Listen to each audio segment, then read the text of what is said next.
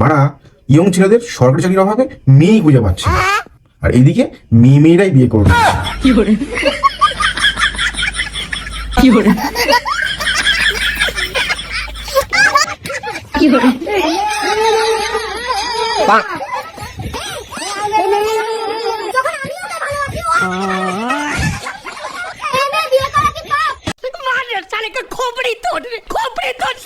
এ শুধু পাপ নয়, এ মহাপাপ। বলেন কি? শালা এমন চলতে থাকলে না ছেলেদের টুনটুনিটা কেটেই ফেলতে হবে।